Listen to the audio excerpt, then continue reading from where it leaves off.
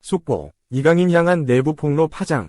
내 말 틀리지 않았지? 발렌시아 시절 이강인 향한 내부 폭로 재조명의 축구계 파창. 난리 났다. 디귿디귿. 이강인, 사진, 위 소속팀 파리 생제르맹, PSG, 위 선수 욕심이 끝이 없다. 간판 스타 킬리안 음바페의 레알 마드리드 이적으로 대규모 선수 영입에 나섰는데 수비형 미드필더 주앙 네베스를 1,000억 원대로 들여왔다. PSG 중원 자원들끼리 경쟁은 한층 더 치열해졌고 이강인의 주전 입지도 장담할 수 없는 상황이다. 네베스는 수비적인 능력에 더해 빌드업이 좋고 볼을 소유하고 돌파하는 능력까지 뛰어나다. 미드필더 전 위치에 뛸 수 있을 정도로 활동 반경이 넓은 것도 장점으로 꼽힌다. 다만 네베스는 수비적인 역할에 특화된 선수로 이강인과 같은 포지션을 두고 경쟁을 벌이는 상대는 아니다. 하지만 이강인과 비슷한 역할을 할 수 있는 선수들이 계속 영입되면서 기존 자원들과 경쟁 구도가 한층 더 치열해지고 복잡해진다는 게 문제다. 이강인은 지난 시즌 역삼각형 3미들 체제에서 왼쪽 미드필더로 뛰는 일이 많았다.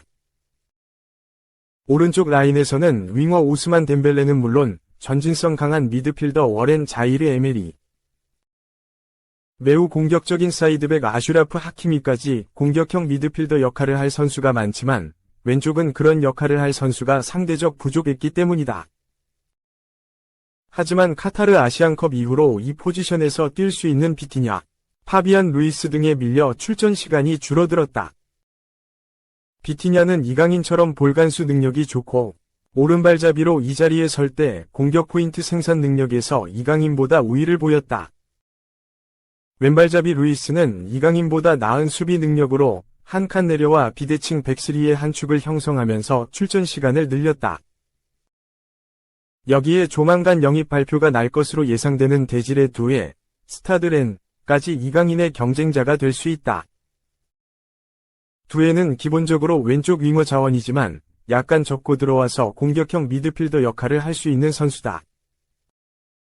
역삼각형 미드필더에서 왼쪽 미드필더도 볼 수 있다. 충분한 출전 시간을 확보하는 것 자체가 어려울 수도 있다. 이강인은 윙어까지 소화하는 멀티성이 장점으로 꼽힌다. 오른쪽 윙어 1옵션 덴벨레가 나오지 않을 때는 이강인이 나섰다. 하지만 PSG는 현재 잉글랜드 대표팀 출신 윙어 제이든 산초, 맨체스터 유나이티드 영입까지 노리고 있다. 2. 이강인 충격의 포지션 변경, 프랑스 미친 재능 PSG 입단, 히어 위고. 두해의 합류로 측면 경쟁자가 늘어난 이강인은 프리시즌 친선 경기 때처럼 포지션 변경까지 고려할 수 있는 상황이다. 프랑스 매체 RMC 스포츠의 파브리스 호킨스는 15일 이하 한국 시간 PSG와 스타드 렌이 두해 이적에 합의했다. 모든 절차가 마무리된 상태라며 두해는 곧 파리로 이동해 메디컬 테스트를 받고 PSG와 5년 계약을 맺을 예정이다. 19세의 젊은 공격형 미드필더는 프랑스 리그앙에서 31경기에 출전해 4골 5도움을 기록하며 인상적인 시즌을 보냈다고 보도했다. 호킨스에 따르면 두해는 독일 최고의 클럽인 바이에른 뮌헨으로부터 강한 관심을 받았으나 해외 리그 진출에 도전하는 대신 리그앙을 대표하는 구단인 PSG에 입단하기로 결정했다. 2005년생 두해는 프랑스에서 주목하는 초신성이다. 어린 시절 스타드 렌 유스팀에 입단한 두해는 줄곧 스타드 렌에서만 성장했고 지난 2022년 17세의 나이로 리그 경기에 교체 투입되며 프로 무대 데뷔전을 치렀다. 두해의 재능이 확인되자 수많은 구단들이 두해에게 접근했다. 두해는 지난해 여름에도 뉴캐슬 유나이티드, 바르셀로나 등 복수의 해외 구단들로부터 러브콜을 받았고 겨울 이적 시장에서는 보루시아 도르트문트와 연결되기도 했다.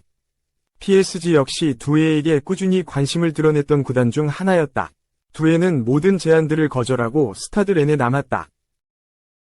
2023에서 24시즌 본격적으로 스타드 렌의 주전 멤버로 자리잡은 두해는 한 시즌 동안 42경기에 출전해 4골 5도움을 기록하며 성공적으로 시즌을 마쳤다. 이에 토트넘 호스퍼까지 두의 영입전에 뛰어들었지만 영입 경쟁은 PSG와 미넨의 구도로 이어졌다.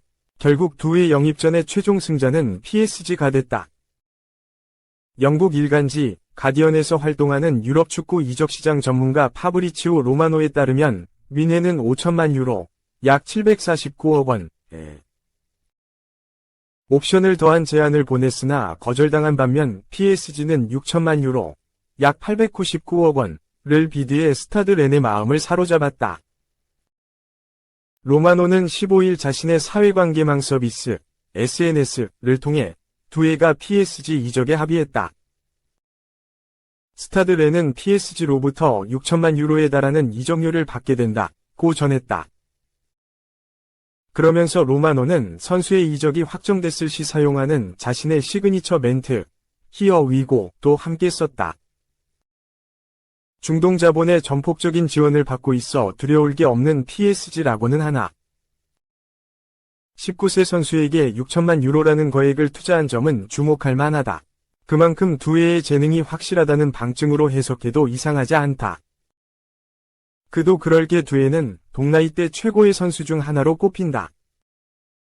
나이에 비해 축구 센스가 좋고 기본기가 탄탄한 와중에 공을 다루는 기술까지 갖추고 있다. 드리블 돌파 능력도 좋기 때문에 주로 측면 공격수 혹은 공격형 미드필더로 출전하지만 중앙 미드필더로도 뛸 수 있는 재능이다. 최근 프랑스에서 열린 2024 파리 하계올림픽에서도 두에의 재능을 확인할 수 있었다. 두에는 19세의 나이로 자국 레전드 출신인 티에리 앙리 감독이 이끄는 프랑스 23세 이하 U23 대표팀에 발탁돼 2024 파리 올림픽에 참가했다. 꾸준히 주전으로 뛴 것은 아니지만 78분을 소화했던 뉴질랜드와의 경기에서는 후반 26분경 프랑스의 추가골을 터뜨리는 등 맹활약을 펼치며 양팀 선수들 통틀어 가장 높은 평점 8.7점을 받기도 했다. 자신보다 두세 살 많은 형들 사이에서도 두각을 드러냈던 두에다. 아직 19세지만 이미 지난 시즌을 통해 두에가 리그에서 통한다는 걸 확인했기 때문에 PSG는 두에를 즉시 전력감으로 생각하고 있을 가능성이 높다. 두에의 합류로 PSG의 측면 경쟁은 더욱 치열해질 전망이다. 측면 공격수가 주 포지션 중 하나인 이강인도 경쟁을 피할 수 없게 됐다. 이강인은 PSG에 입단한 이후 대부분 오른쪽 측면 공격수로 출전했고 가끔 공격형 미드필더 위치에서 뛰기도 했다. 두 포지션 모두 두에와 겹친다. 대신 이강인은 다른 위치에서 뛰는 것도 고려할 수 있다. 경쟁에 밀려 도망가는 느낌이 아닌 다양한 포지션과 역할을 소화할 수 있는 자신의 장점을 살리는 것이다. 실제 이강인은 프리시즌 친선 경기 일정 중 슈투름 그라츠, 오스트리아와 맞붙었을 당시 주 포지션이 아닌 수비형 미드필더 위치에서 활약했다. 당시 이강인은 전문 수비형 미드필더가 아님에도 불구하고 패스 성공률 96%, 기회 창출 1회, 드리블 성공 2회, 2회 시도, 긴 패스 성공 5회, 6회 시도, 태클 성공 2회, 3회 시도, 지상 경합 성공 10회, 12회 시도 등을 기록하며 인상적인 활약을 펼쳤다. PSG는 비티냐, 파비안 루이스, 워렌 자이르 에머리처럼 훌륭한 중앙 및 수비형 미드필더들이 있는 데다.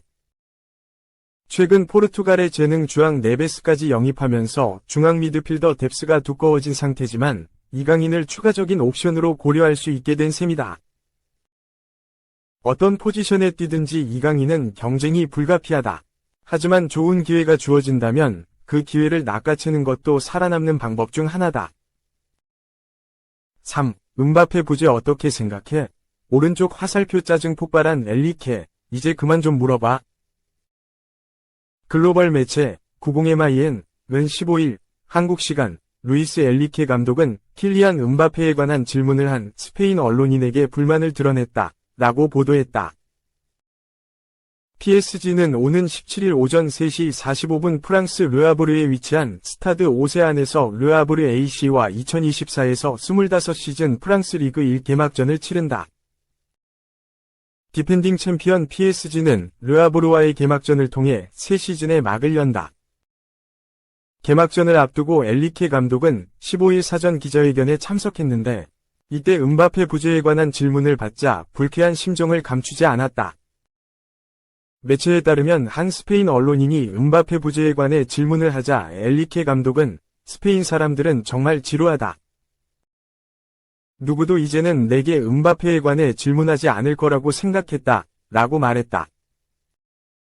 이어 난 음바페와 아무런 문제가 없었으며 그와 그의 형제 에단 음바페가 잘 되기를 바란다. 라며 하지만 레알 마드리드가 우리와 만나면 우리에게 패하기를 바란다. 라고 덧붙였다.